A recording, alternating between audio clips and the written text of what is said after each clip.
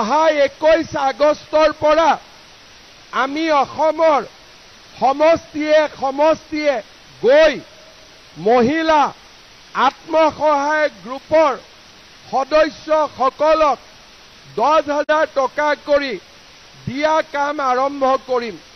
কিন্তু এই আঁচনিত বহুত মহিলাৰ নাম এতিয়াও সোমোৱা নাই। বহুতৰ নাম আছে, বহুতৰ নাম নাই।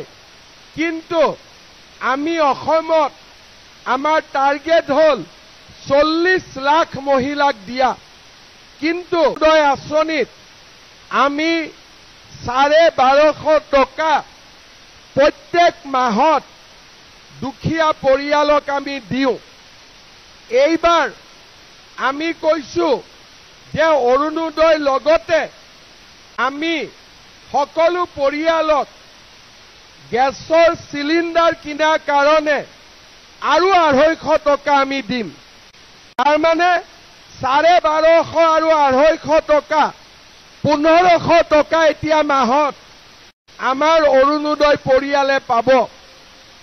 এই আঁচনি আমি বিটিআৰত সকলোকে দিব পাৰিম যেতিয়া বিটিআৰ চৰকাৰৰ দায়িত্ব আমাৰ বিজেপি দলৰ হাতত আহি পৰিব। আজি আপোনালোকে জানে যে আমাৰ ইয়াতে কিছু মহিলাই পায়, কিছু মহিলাই নাপায়। কিন্তু আমাৰ দায়িত্ব যাতে সকলোৱে এই চৰকাৰৰ আঁচনি পাব পাৰে। অহা 21 আগষ্টৰ পৰা আমি অসমৰ সমষ্টিয়ে গৈ মহিলা আত্মসহায়ক গ্ৰুপৰ সদস্যসকলক 10,000 টকা কৰি দিয়া কাম আৰম্ভ কৰিম। কিন্তু আমাৰ বিটিআৰতো এই আঁচনিত বহুত মহিলাৰ নাম এতিয়াও সোমোৱা নাই। বহুতৰ নাম আছে, বহুতৰ নাম নাই। কিন্তু আমি অসমত আমাৰ টাৰ্গেট হল 40 লাখ মহিলাক দিয়া। কিন্তু মই বিটিআৰত লিষ্ট চাইছো, যদি জাগিৰোডত 40,000ৰ নাম আছে, বিটিআৰত 10,000 12,000 মহিলাৰ নাম আছে এটা সমষ্টি। তাৰ মানে চৰকাৰৰ আঁচনিবিলাক ৰাইজে ধুনীয়াকৈ পাব পাৰিব। এতিয়া মই মিটিঙত আহিয়েই মই অলপ দেৰি খোজকাঢ়ি গলো।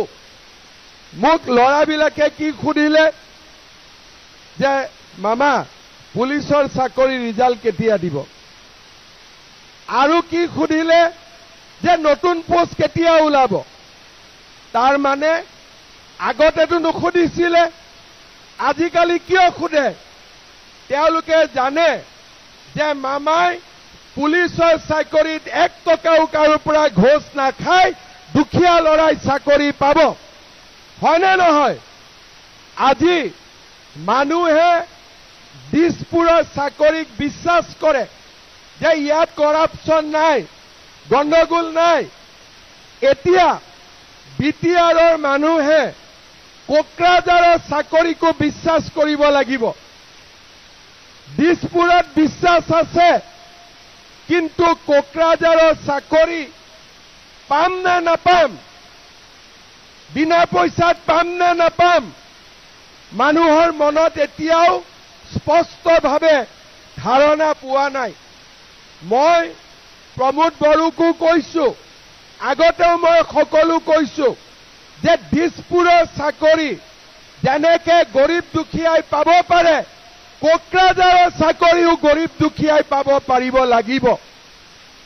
আৰু যেতিয়া কোকৰাঝাৰৰ চাকৰিও গৰীব দুখীয়াই পাব, ৰাইজে বিটিআৰকো বিশ্বাস কৰিব, কোকৰাঝাৰকো বিশ্বাস কৰিব, দিছপুৰকো বিশ্বাস কৰিব, আৰু দিল্লীকো বিশ্বাস কৰিব।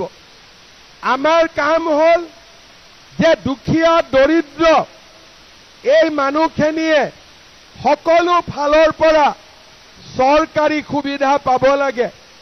নিযুত মইনা আঁচনিয়ে হওক, মহিলা উদ্যমিতাই হওক বা অৰুণোদয়ে হওক প্ৰধানমন্ত্ৰীৰ ঘৰ আমাৰ দুখীয়া দৰিদ্ৰ ৰাইজে পাব লাগে আৰু তেতিয়া দুখীয়া দৰিদ্ৰ মানুহে পাব যেতিয়া আমাৰ কোকৰাঝাৰ ওদালগুৰি তামুলপুৰ বাস্কা চিৰাঙতো বিজেপি দলে দায়িত্ব ল'ব পাৰিব যেতিয়ালৈকে বিজেপিয়ে দায়িত্ব নলব তেতিয়ালৈকে দুখীয়া মানুহে নাপাব ভিচিডিচি বৰালি মাছৰ পেটতে চৰকাৰী আঁচনিবিলাক গৈ থাকিব মই ঠিক কৈছো নে নাই ঠিক কৈছো নে নাই না ভিচিডিচিৰ ইলেকশ্যন হয় না কি হয় ৰাতিৰ ভিতৰতে ইহঁতি ৰজা হৈ যায় হয় নে নহয় এতিয়া ইলেকশ্যন হৈ আছে MCLA EM কোনবা হ'ব আকৌ নতুন ভিচিডিচি হৈ যাব ভিচিডিচি বিলাক ৰজা হৈ যাব এই ব্যৱস্থাটো ঠিক ব্যৱস্থা নহয় সেই কাৰণে আমি এবাৰ যেতিয়া বিজেপিৰ চৰকাৰ হ'ব শক্তিশালী ভূমিকা হ'ব আমি ৰাইজৰ সমস্যাবিলাক সমাধান কৰিব পাৰিম